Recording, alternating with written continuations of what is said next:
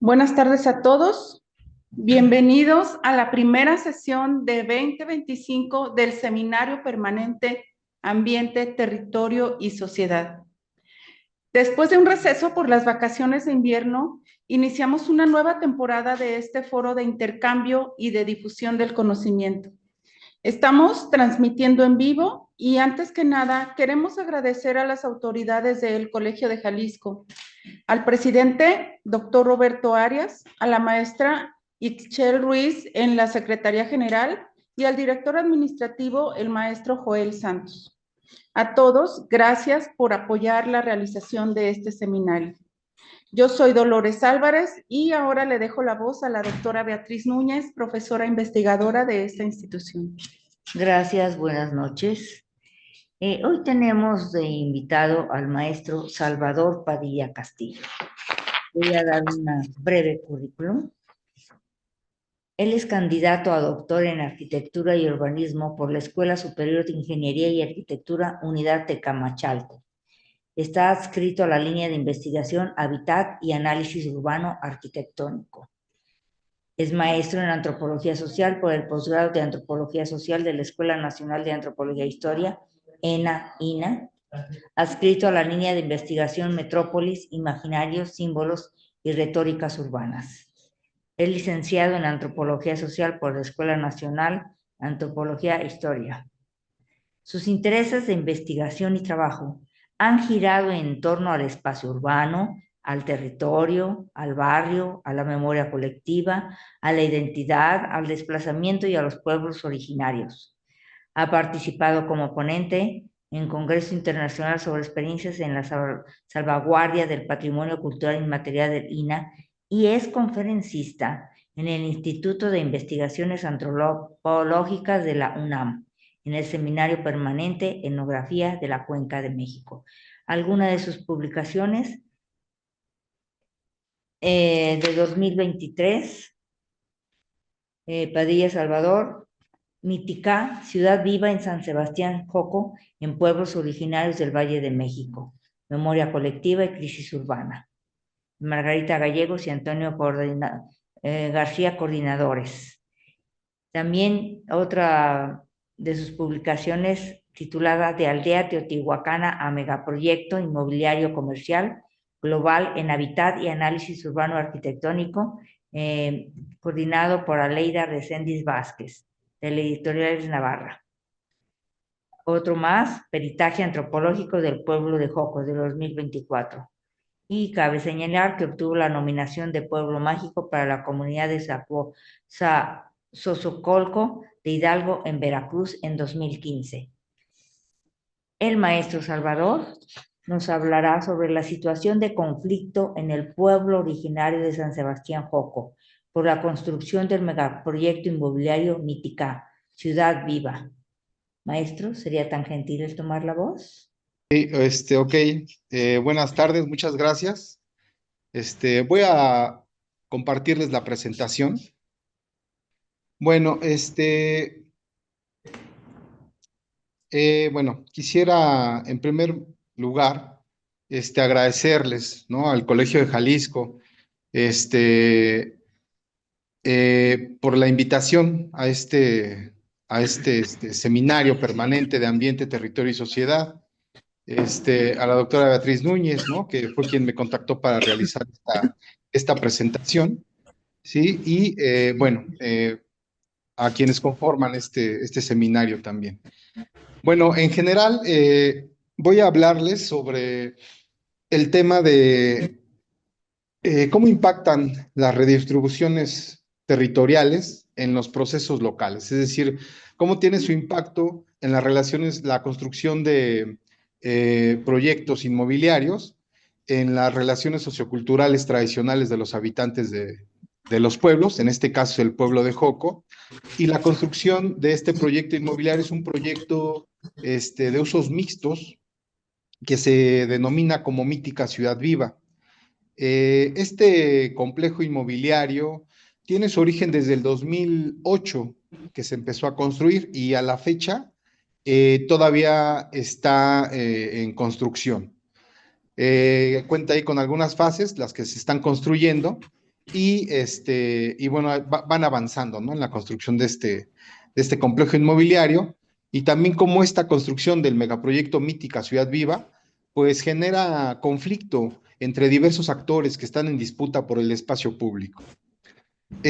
A continuación, la presentación que les voy a exponer es parte de mi tema de doctorado.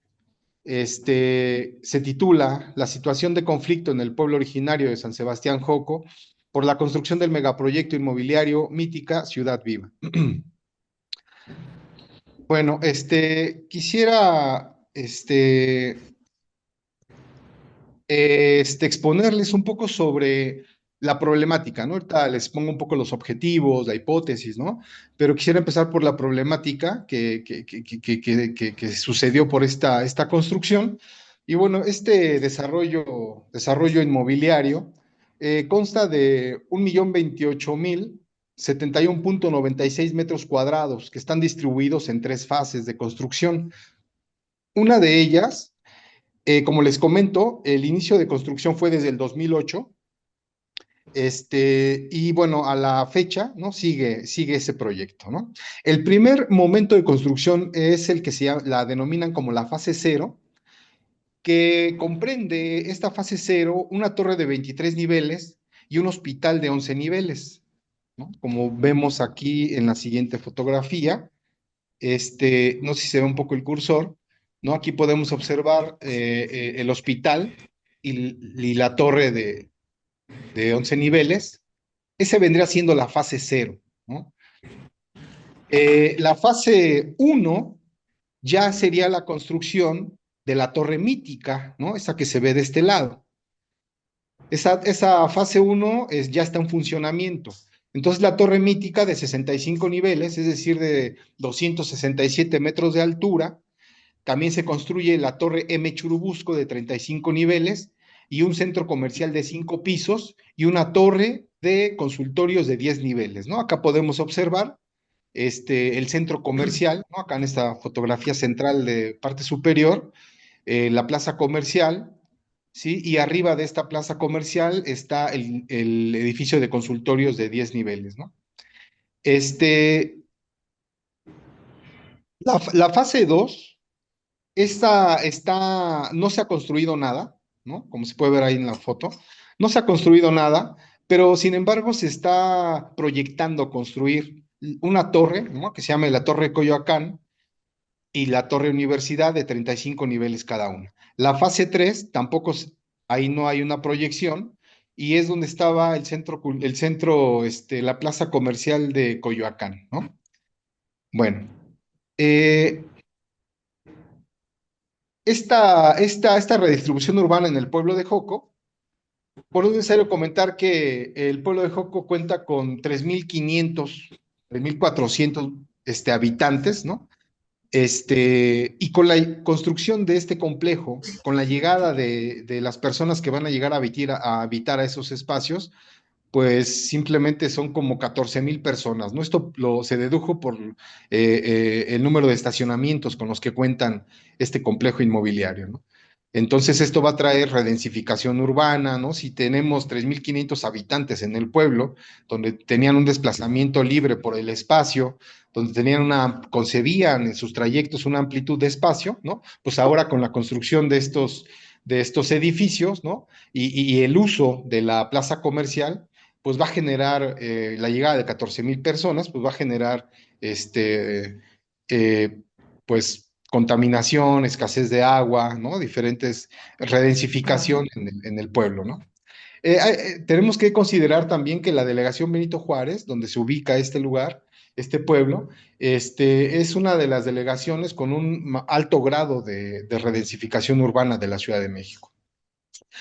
Bueno, la construcción de este proyecto pues trajo consigo la privatización de la calle Real de Mayorazgo. Era una calle principal, ¿no? La calle principal del pueblo, donde los vecinos podían articularse a la ciudad. Es decir, era la calle amplia de 25 metros de ancho, de anchura, donde pues los vecinos la utilizaban para salir del pueblo y articularse a la Avenida Universidad, al Metro Coyoacán, ¿no? Y a realizar sus labores en la ciudad.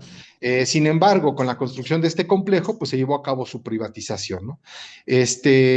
A través de una consulta donde estuvo en complicidad gobierno y los desarrolladores inmobiliarios para llevarla a cabo, ¿no? Es decir, formar un grupo, otra asamblea, que fueran quienes avalaran la consulta para llevar a cabo una redistribución espacial. Y dijeras, bueno, se lleva a cabo la redistribución espacial, pero no. Se llevó a cabo o lo promocionaron como una medida de mitigación. Es decir, te vamos a cerrar la calle a través de una medida de mitigación, porque el gobierno nos está encargando realizar medidas de mitigación para el pueblo, ¿no? Y construyen una glorieta arbolada.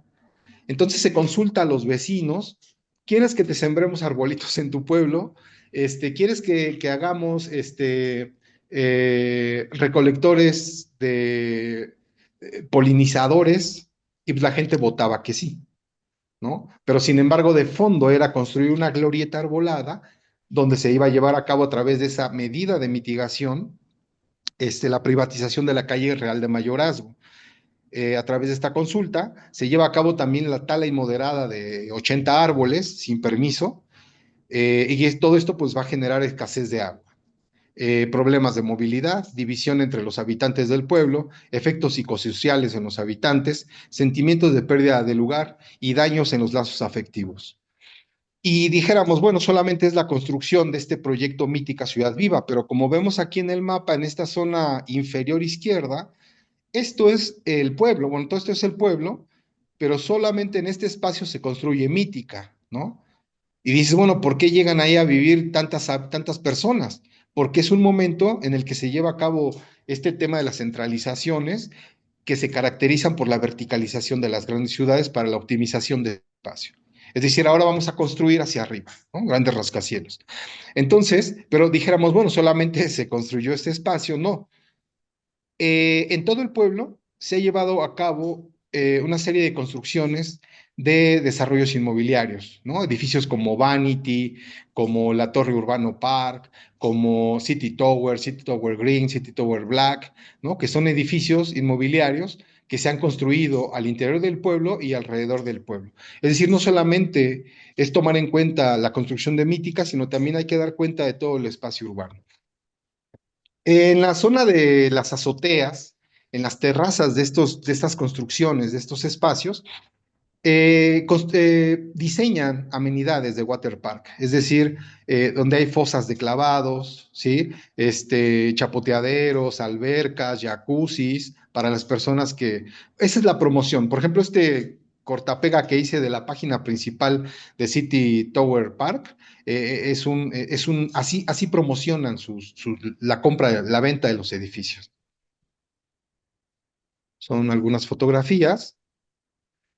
Eh, el, Aquí hago tres momentos de gentrificación, trato como de explicarlo, porque si no sería como nos vamos a perder ahí en el territorio, y lo divido en tres apartados, ¿no? Tres momentos de gentrificación que se llevaron a cabo en el pueblo. En un primer momento, en los 60s, 70s, ¿no? Se construye la plaza comercial, una plaza comercial, Plaza Universidad, ¿no? Posteriormente se construye el Centro Coyoacán. Se construye también el Corporativo Vancomer, la Sociedad de Autores y Compositores, el Instituto Mexicano de la Radio, el IMER, la Cineteca Nacional y la Fábrica La Pose, ¿no? Esta la considero como una primer gentrificación por parte del Estado. Es decir, en los espacios donde se construyó el IMER y la Cineteca, eran espacios donde habitaban personas en vecindades, las cuales fueron despojadas de sus espacios para que fueran a vivir a otros lugares, ¿no? Esta definición que se entiende como gentrificación, ¿no? La llegada de un número de nuevas personas, ¿no? Que genera el desalojo de otras personas, ¿no? Otro momento de gentrificación es ya la construcción de la Torre Mítica, el Centro Cultural Roberto Cantoral, Patio Universidad, la Nissan Universidad, City Tower Grand, City Tower, Torre Tower City, City Tower Coyoacán y City Tower Green y Black. Ahí están en los puntitos azules, ¿no? Están ubicadas. Este último momento de gentrificación, el tercero es el como más violento, ¿no? Se construye la Torre Mítica, Mítica Centro Comercial, el Hospital Ángeles Universidad, Vigran, Ágata, Square Coyoacán, Urbano Park, México Coyoacán y Vendor. Bueno, la pregunta de investigación es: ¿cuál es la situación de conflicto que se vive en el pueblo originario de San Sebastián Joco provocada por la construcción del megaproyecto inmobiliario Mítica Ciudad Viva, derivadas de las transformaciones espaciales en el espacio público de la Ciudad de México? El objetivo general es analizar la situación de conflicto en el pueblo originario de Joco, provocado por la construcción del megaproyecto inmobiliario Mítica Ciudad Viva, derivado de las transformaciones espaciales en el espacio público de la Ciudad de México, y la manera en cómo se expresan los arreglos socioculturales entre los diversos actores. La hipótesis es que la situación de conflicto que provocó el megaproyecto inmobiliario Mítica Ciudad Viva, derivada de las transformaciones espaciales del espacio público de la Ciudad de México, está relacionada con la disputa del espacio entre los desarrolladores del proyecto, los representantes de los 3 niveles de gobierno y los habitantes del pueblo que están conformados en una asamblea. Para explicar un poco este trabajo de investigación, no voy a tener mucho aquí. Utilizo algunas categorías como la definición de espacio de conflicto social, espacio público, territorio y pueblos originarios. De conflicto social, pues desde George Simmel, Louis Kosser, Max Luckmann entienden al conflicto como una forma de socialización y cohesión social, como una lucha en torno al poder de los recursos escasos.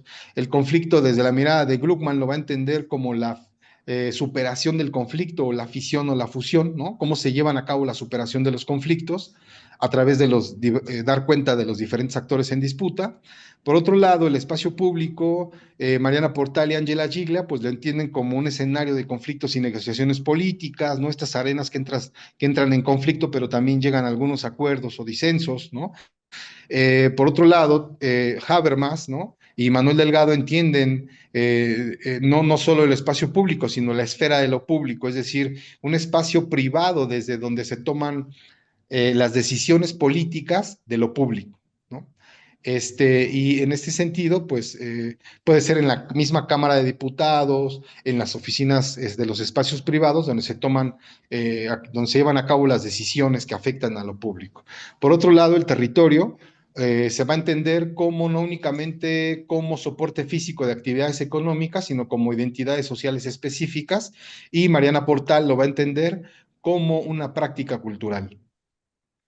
Pueblos originarios, Mariana Portal lo va a entender como representan a los antiguos habitantes del territorio que hoy ocupa la zona metropolitana, con una cultura territorializada, con formas propias de organización y de representación política. El concepto de destrucción creativa de David Harvey, no es más que el restablecimiento del poder de clase, es decir, cómo históricamente el poder de clase a través del neoliberalismo se ha estado imponiendo y ha estado restableciéndose continuamente. Este restablecimiento se puede observar como una arista en las grandes ciudades desde la gentrificación, ¿no? La gentrificación da cuenta entonces de la reconfiguración de las relaciones de clase en las grandes ciudades. Y vamos a entender la gentrificación como un proceso de el desplazamiento de personas de escasos recursos por la llegada de un grupo con mayor capital económico, social, político y cultural, ¿no? Es decir, es un proceso de desplazamiento y desposesión para las clases populares.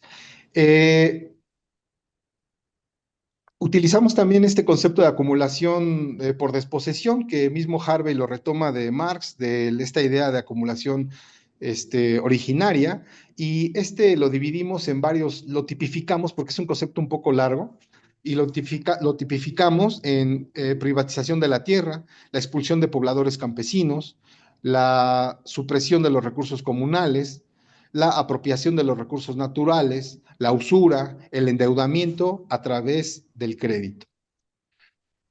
De Michel Janowska usamos este concepto de desplazamiento que lo explica a través de 4 momentos, que es el desplazamiento material, político, simbólico y psicológico. El material lo va a entender desde el discurso de marketing de símbolos de legitimación política, como de limpieza social, de regeneración urbana, de políticas públicas, de higienización de los espacios. Y esto aunado también a un control férreo del espacio público mediante videovigilancia, presencia policial permanente, el uso de plumas, casetas y el uso de TAG. El desplazamiento político es cómo justifica el gobierno la redistribución urbana, las construcciones de los complejos inmobiliarios a través de la elaboración de perimetrales, centro histórico, de polígonos de actuación, de licitación de grandes proyectos urbanos, de elaboración de planes generales o parciales, políticas de control, de comercialización del espacio público, nepotismo y otras tantas relaciones no previstas en ninguna legislación. El desplazamiento del proceso simbólico es la promoción de estos complejos inmobiliarios a través de las redes sociales.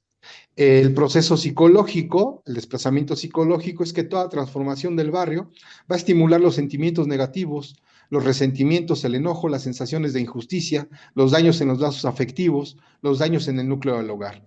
Y todos estos cambios provocan sentimientos de pérdida de lugar, múltiples procesos de alienación, estrés en la vida diaria y severas consecuencias en términos psicológicos.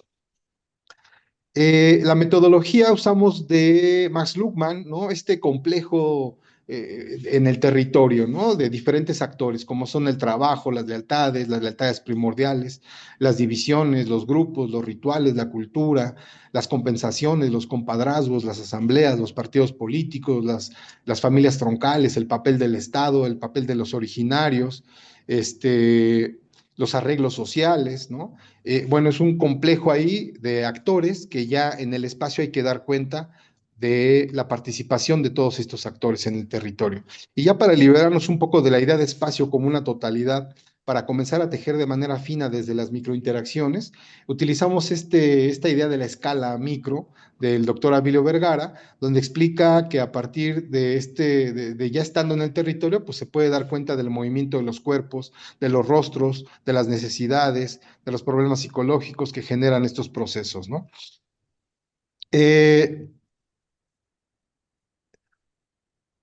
Bueno, usamos otro concepto que es de recorridos barriales, donde se puede recorrer el territorio porque es un lugar tatuado y usado por los vecinos. Son barriales porque es un sitio que se camina, se enuncian y porque se crean subáreas donde los habitantes saben autorreconocerse. Las herramientas de trabajo de campo, ¿no? Se usaron para la etnografía, los recorridos barriales, las charlas de café, la observación participante, la entrevista, las entrevistas a profundidad, los grupos focales, la fotopalabra y la cartografía participativa. Eh, Dentro de estos actores, ¿no? Los actores gubernamentales que encontramos, pues son el gobierno de la Ciudad de México, la Secretaría de Finanzas, la Asamblea Legislativa del Distrito Federal y quien está más implicado, pues es la Secretaría de Pueblos y Barrios Originarios. Por parte de los inmobiliarios, el Fideicomiso de Inversión de Bienes o Fideicomiso de Bienes Raíces, Peli Clark, Sordo Madaleno, César Méndez, Space 24 y por parte del pueblo de Joco, la Asamblea del Pueblo, ¿no? Aquí tenemos un pequeño mapa donde se puede observar los actores en disputa, donde generalmente pues hemos encontrado a través de las entrevistas, tanto a las instituciones, que existe una cierta complicidad entre el gobierno y los fideicomisos. Bueno, el pueblo de San Sebastián Joco es un pueblo que a partir de la ley orgánica del Distrito Federal de los Territorios Federales, formaba parte del Departamento Central. Es decir, en aquel tiempo existían solo 13 delegaciones, que eran la Guadalupe Hidalgo, Azcapotzalco, Iztacalco, Coyoacán, General Anaya, y en esta General Anaya era donde en aquel tiempo estaba ubicado el pueblo de Joco. San Ángel, La Magdalena Contreras, Coajimalpa, Tlalpan, Iztapalapa, Xochimilco, Milpa Alta y Tláhuac. Para 1970 desaparece el Departamento Central y en ese mismo espacio se emplazan 4 nuevas delegaciones que son Miguel Hidalgo, Cuauhtémoc, Venustiano Carranza y Benito Juárez. Ahora entonces el pueblo de Joco pasa a formar parte de la delegación Benito Juárez, ¿no? Bueno, el pueblo de Joco colinda al norte con la avenida Popocatépetl, al oriente con Coyoacán, al sur con Río Churubusco y al poniente con avenida Universidad. El pueblo de Joco tiene un raigambre mesoamericano, porque está dentro de esta delimitación que hace Paul Kirchhoff desde 1970. Es un pueblo que está dentro de la Ciudad de México y la misma historia del pueblo de Joco se va entretejiendo al paso del tiempo desde la época prehispánica hasta la actualidad. Es un pueblo que es muy rico, en aquel tiempo se consideraba como un pueblo rico, sus tierras, ¿no? Este, su etimología, ¿no? Su nombre en lengua náhuatl quiere decir entre árboles frutales, o lugar de frutas agrias, o lugar junto a los tejocotes. Es un pueblo que se considera que tiene cierto raigambre mesoamericano. En 1970 se lleva a cabo, entre 60 y finales de los 60 y 70, se lleva a cabo una investigación por parte de algunos arqueólogos en el Valle de México, porque fueron encontrando en el Valle de México aldeas teotihuacanas, ¿sí? Una de ellas se encuentra en el pueblo de Joco. Esta se halló, se encontró, se descubrió durante la construcción del corporativo Vancomer en 1977. Este recinto se considera como un recinto mítico religioso. Se encontraron algunos enseres, se encontraron algunas vasijas trípodes, algunos enterramientos orientados hacia la zona serrana de la delegación Álvaro Obregón, considerada los cerros por Joana Broda como espacios, lugares donde se crean los ríos, los arroyos, donde están las cuevas, espacios femeninos de donde nacen los ríos. Y estos enterramientos tienen esta connotación religiosa, como que tienen, por ejemplo, una función ritual, ¿no? Se construyó, por ejemplo, con los ríos, perdón, se construyó con las piedras de los ríos que estaban cerca del pueblo, como lo que era el río Churubusco. Y se encuentra esto en los 70s, y ahora con la construcción hasta el 2008, se vuelve a tocar el tema, pero ahora, cuando se llevó a cabo esta rotonda que les comento, para privatizar la calle de Mayorazgo, se tuvieron que sacar tepalcate por tepalcate, piedra por piedra, para poder llevar a cabo esa construcción. Entonces la aldea teotihuacana ya desapareció. Lo que tengo entendido, la ley del INAH, pues estipula que donde se encuentre restos arqueológicos deben de pararse las obras para poder dar aviso al INAH para poder llevar a cabo la construcción, ¿no? Y bueno, esta fue como la decisión que se tomó. No sé, creo que ahí se tuvo que pensar más bien en algo como rehabilitar el espacio arquitectónico prehispánico, ¿no? Esta aldea teotihuacana, para poder darle vida en la actualidad, ¿no? Poder proyectar un museo de sitio.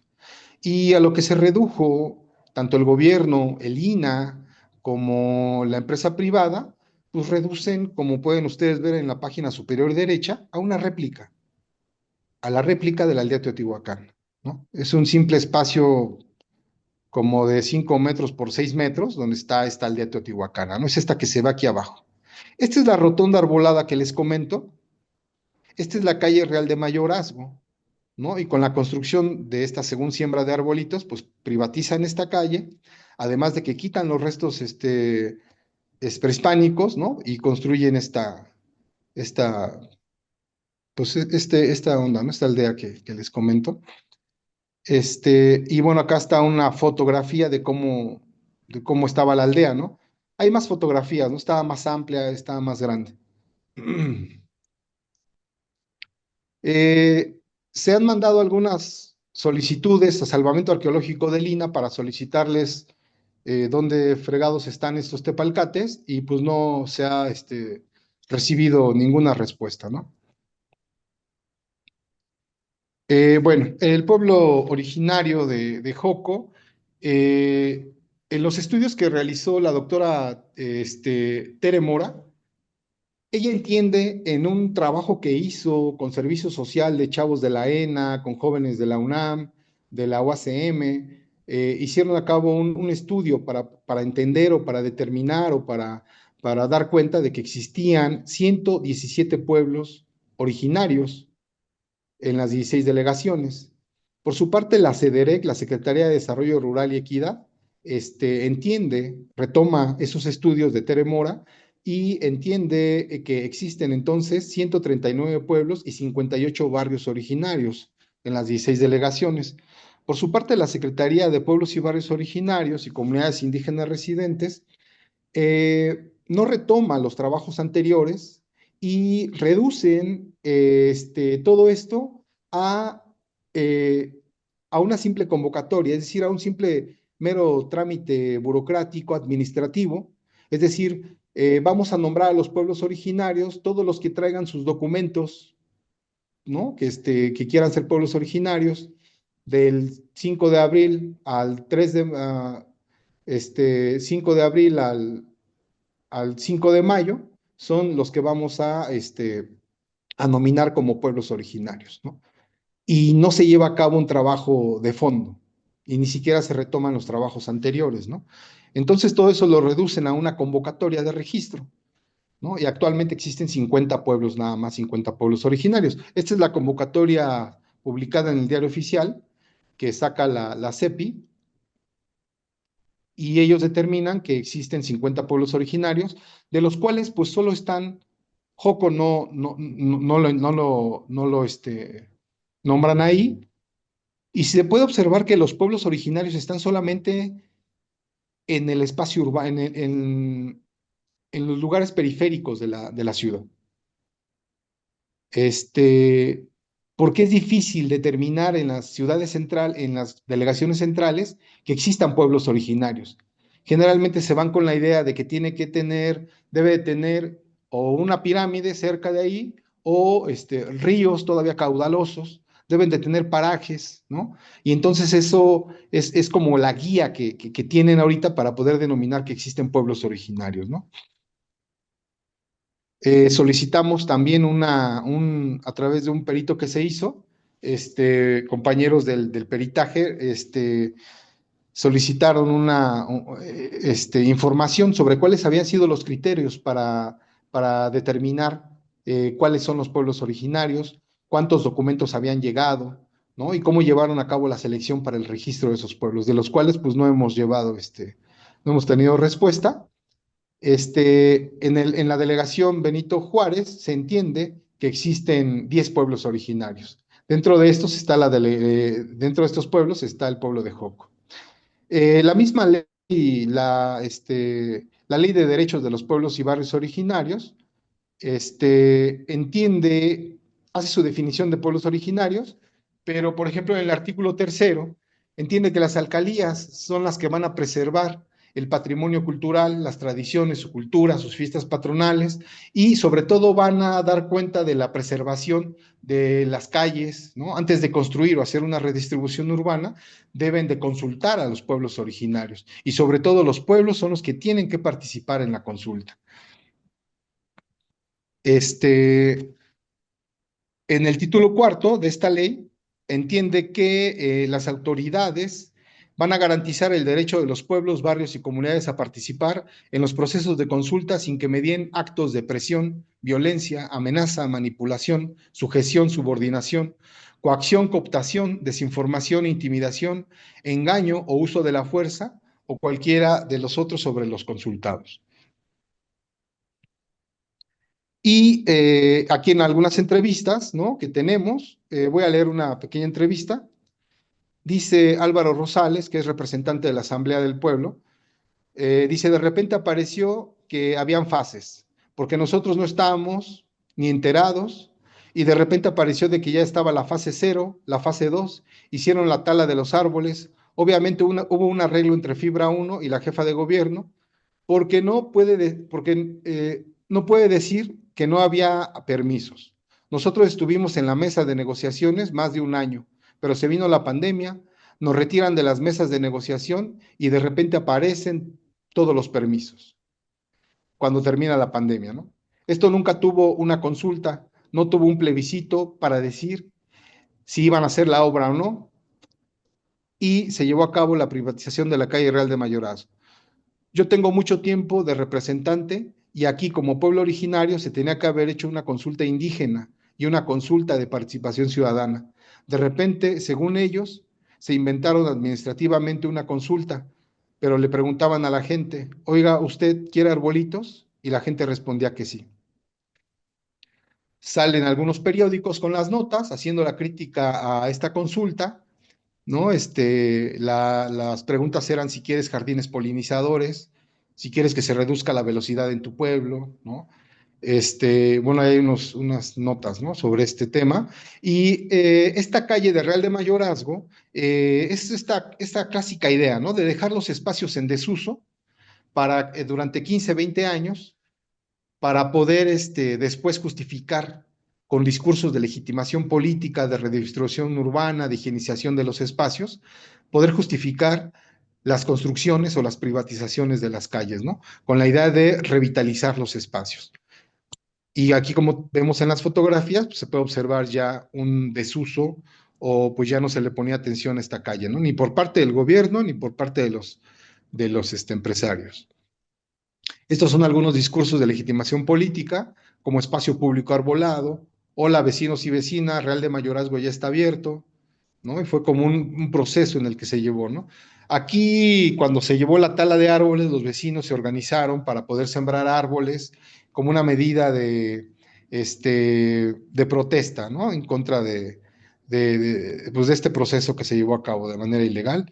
Vemos aquí a los vecinos que están ahí ayudando a quitar las, los tapiales, porque ahí del otro lado estaban, como que se escondía la aldea teotihuacana, ¿no? Y los vecinos querían saber qué había en esos espacios.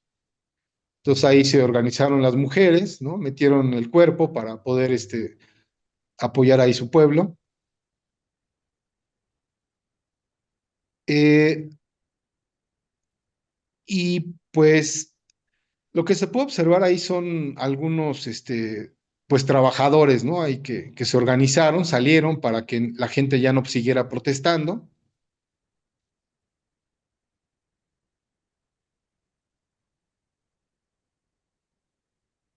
Y bueno, aquí como se puede observar, pues aquí se puede observar la rotonda arbolada, ¿no? Aquí en este espacio se puede observar la réplica de la aldea teotihuacana, ¿no? Y este espacio que se ve del lado inferior izquierdo es un andador donde los vecinos pueden pasar por ahí. O sea, fueron despojados de este espacio, de la calle principal, para que puedan atravesar por un costado, ¿no? No solamente bueno, se privatiza la calle, pero por estos túneles solamente pueden entrar las personas que tengan uso de TAG para poder entrar del lado izquierdo ya puedes entrar al complejo, ¿no? A tu casa, como de manera directa. Y por este lado es donde pasan los vecinos, pero por este espacio, este pequeño espacio, por aquí también pasan bicicletas, pasan los scooters, y ya últimamente vimos algunos letreros donde ya van a autorizar el paso de motonetas, ¿no? Entonces, entre personas de a pie, las personas del pueblo, motonetas, scooters, pues en este pequeño espacio, cuando antes la anchura de la calle era de, 15, 20, 25 metros, perdón, de anchura, ahora pues son escasos 5 metros, ¿no? Más o menos. Entonces, con estos discursos de legitimación política es como se llevan a cabo estas reconstrucciones. Este, y bueno, los vecinos han sido forzados a vender sus terrenos, ha habido escasez de agua, cortes de luz eléctrica.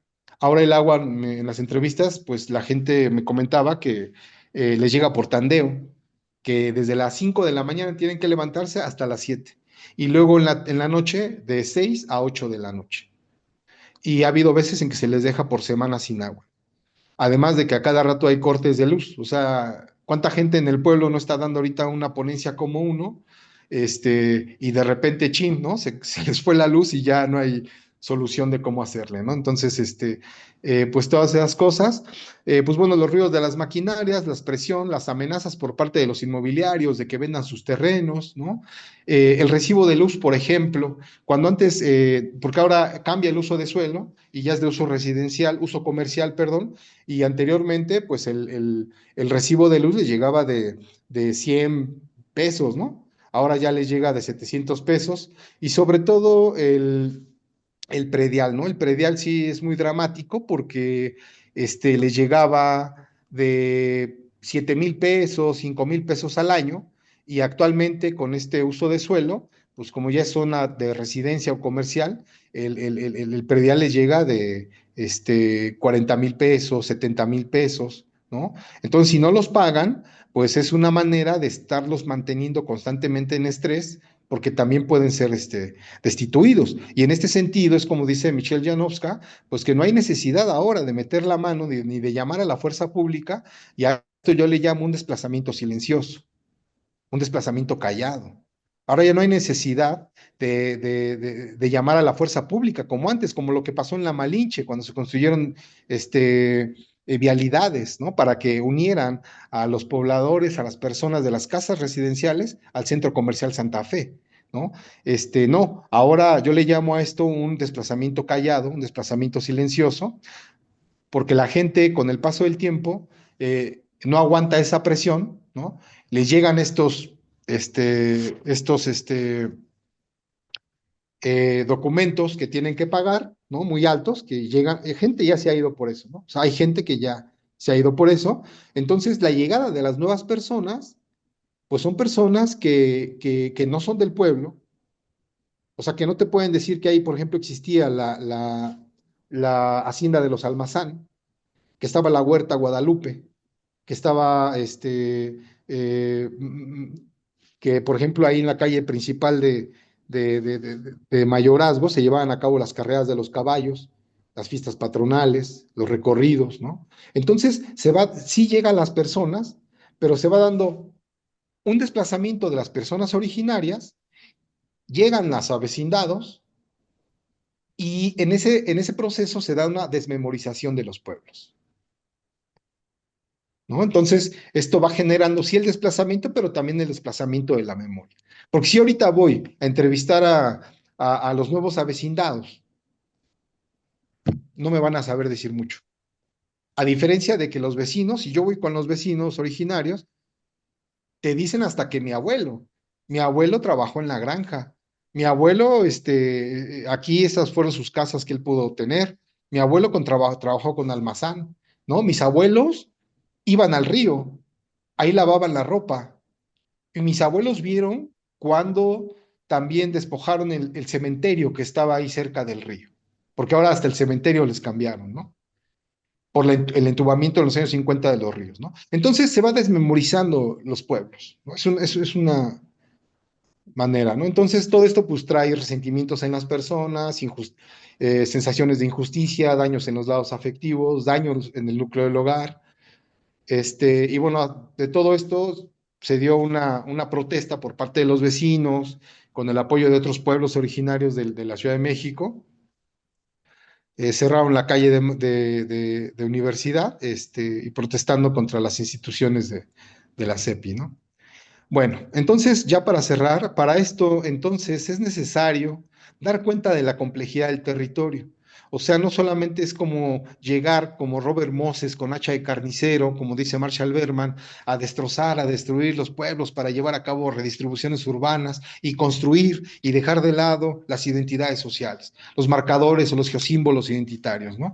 Sino más bien se debe dar cuenta de esta complejidad. Por eso la CEPI, la Secretaría de Pueblos Originarios, nombró solamente a 50 pueblos que estuvieran en el entorno urbano, no los que están en el mero centro de la ciudad, porque esa es la verdadera complejidad, ¿no? Casi nadie le quiere entrar a esas complejidades, ¿no?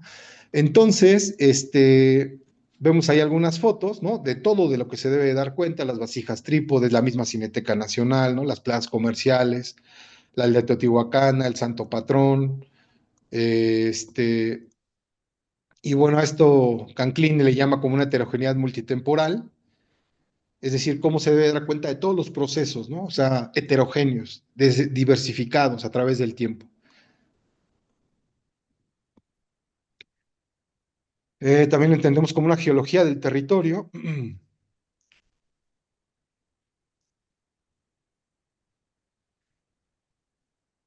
Y también se llevó a cabo ahí un trabajo con los habitantes, ¿no? Con los niños.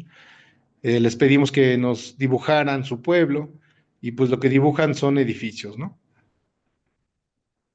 Cuando le pedimos a una persona de la tercera edad que nos dibujara su pueblo, pues te dibuja manantiales, te dibuja el río que está ahí a un costado del pueblo, fue entubado, ¿no? Te dibujan árboles, te dibujan haciendas, cascos de haciendas, ¿no?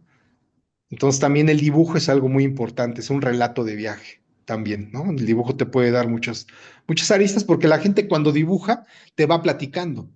Hasta te dicen, ¿desde dónde parto? Pues parte de donde quieras, ¿no? Bueno, mira, esta es mi casa y te dibujan su casa. Acá está la casa de don quién sabe quién, acá está la lechería, aquí está.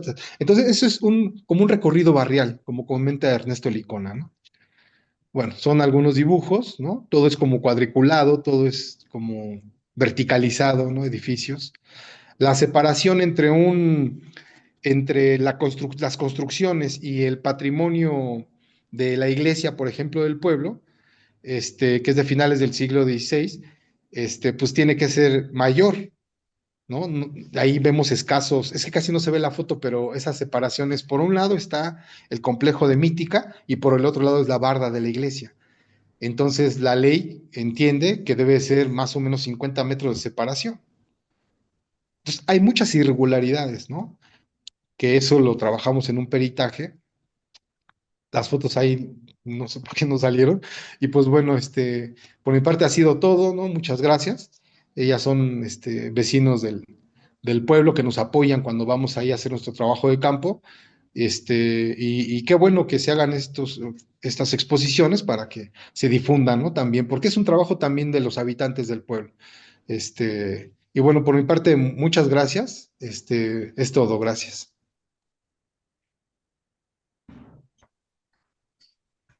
Salvador, muchas gracias por tu presentación. Gracias por tu generosidad para compartirnos todo este trabajo que has llevado a cabo por algunos años. Si puedes, por favor, quitar la presentación para verte mejor, como dice el Ok. cuento. Entonces dejo de compartir, ¿no? ¿Mande? Ah, ¿dejo de compartir o así está Sí, bien? sí, por favor, Salvador. Pues nada, quería agradecerte pues por acceder a presentar este trabajo y pues te tocó inaugurar los trabajos de este año del seminario permanente y me da mucho gusto pues tenerte y aquí con nosotros. Y bueno, nos has dado en un breve lapso un panorama muy complejo de la situación que tú investigas. Y la verdad para mí sí es sorprendente, dado que no conocía este caso.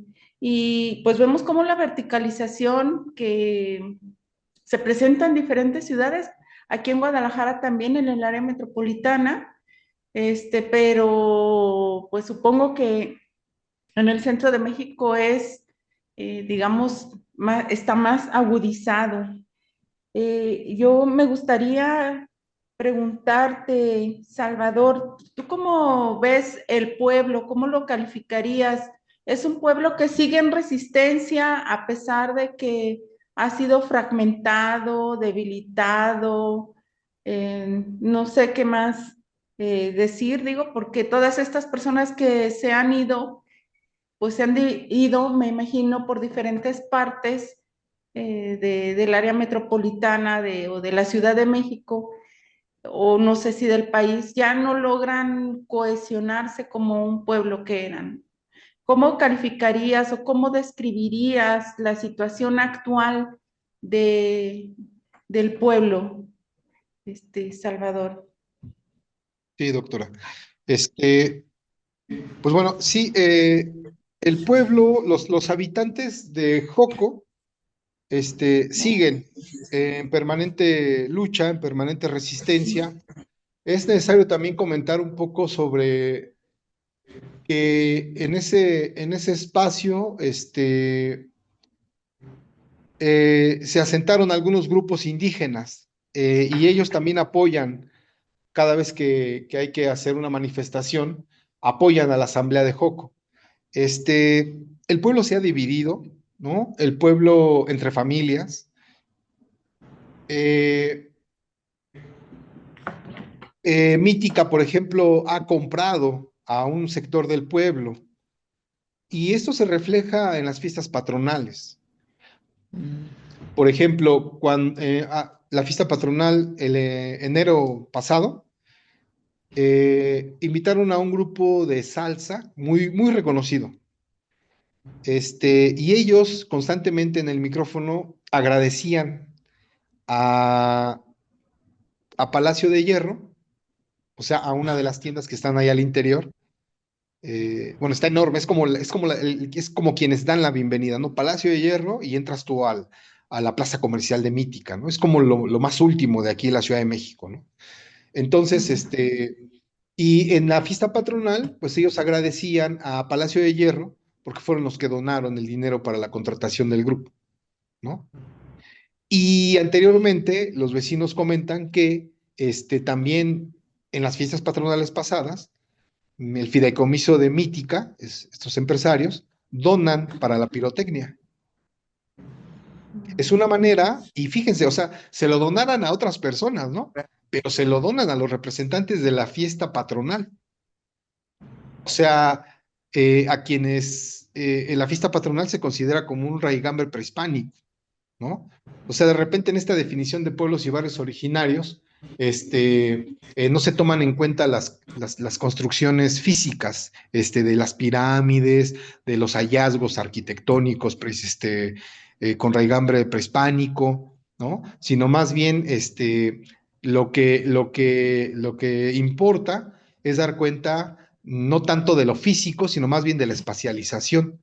Y quien espacializa y quien nos puede traer al presente esta idea de que el pueblo de Joco es un pueblo originario, pues es la misma fiesta patronal, que con el paso del tiempo, ¿por qué? Porque se festeja un santo patrón, ¿no? Con la llegada de los españoles, se impone un calendario, ¿no? El calendario gregoriano, se impone también un santo, ¿no? El toponimio, ¿no? San Sebastián Joco, ¿no?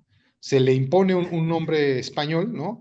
Y ese es la toponimia, ¿no? Ese es como que lo que nos puede permitir entender que un pueblo es originario, y sobre todo la celebración de fiesta patronal. En la actualidad se celebran fiestas patronales por todos lados, como allá en Guadalajara también, en los pueblos se festejan, se celebran muchas fiestas patronales, ¿no?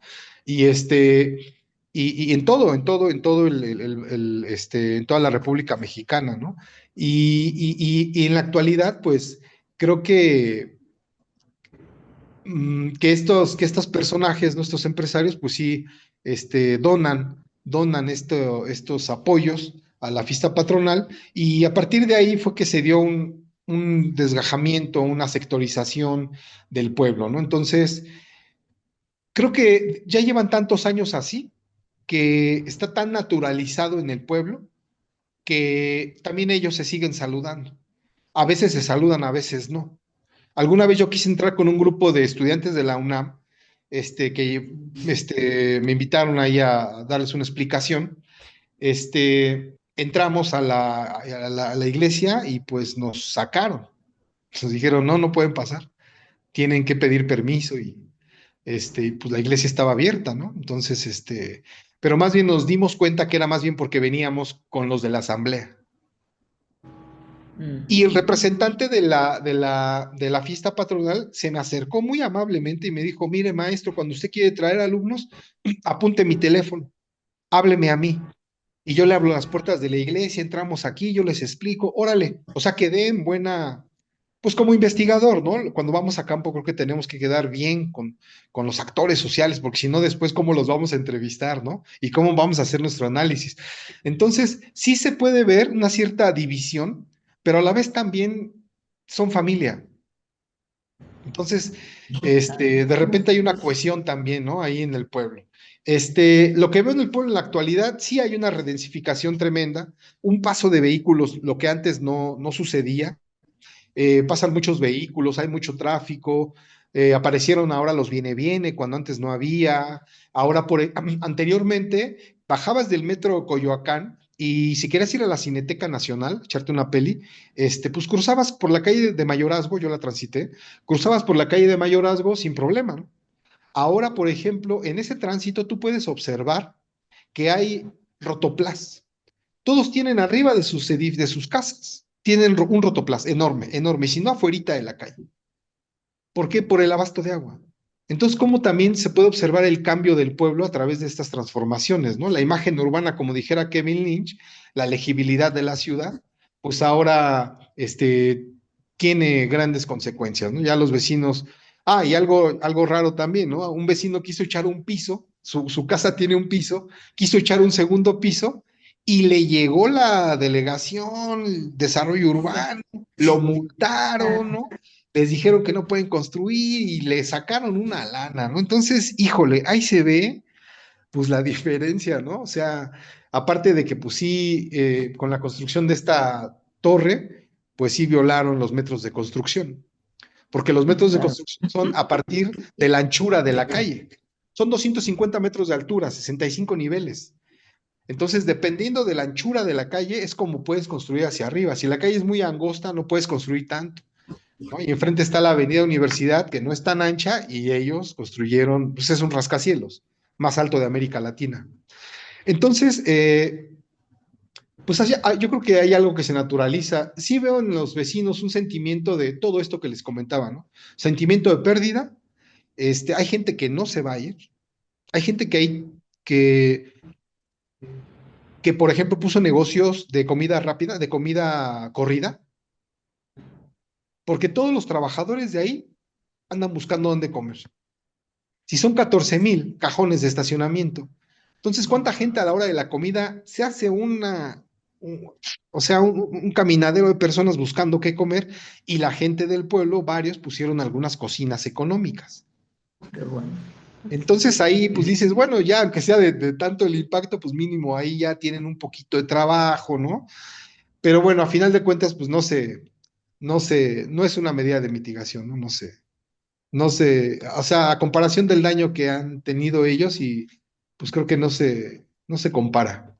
Pero bueno, a final de cuentas la gente, como dice Michel Deserto, mientras que Foucault comenta ya no hay nada que hacer, ¿no?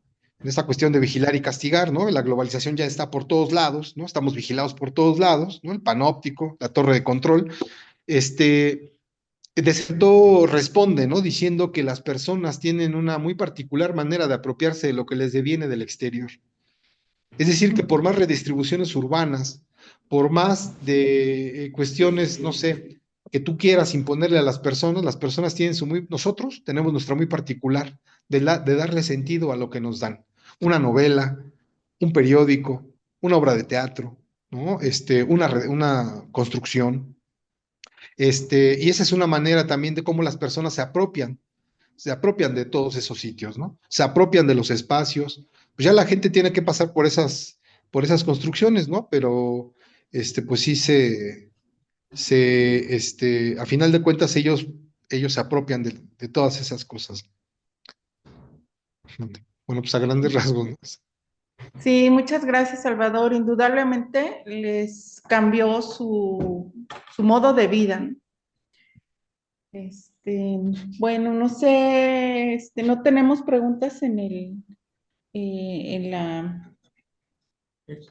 en el Facebook, pero no sé, doctora Beatriz, si tienes algún comentario. No, realmente es una excelente investigación porque con ella nos podemos comparar que en varias ciudades de la República Mexicana se pretende redensificar algunas áreas. Ya nos señalabas al principio qué uso de suelo tenía esa gran área que se construyó y ahora lo que es, cómo modificó completamente toda la forma y modos de vida de los habitantes. Como dices, ya tienen algunas fuentes de trabajo, pero eso no era lo que se dedicaban. Y lo más grave que vemos cada día, el agua. Exacto. ¿Sí? La muestra están esos tinacos en las construcciones. ¿Por qué? Es necesaria juntarla para poder tener agua. Pero yo tengo una duda. En ese tiempo, ¿quién era la secretaria de Pueblos y Barrios que inició todo?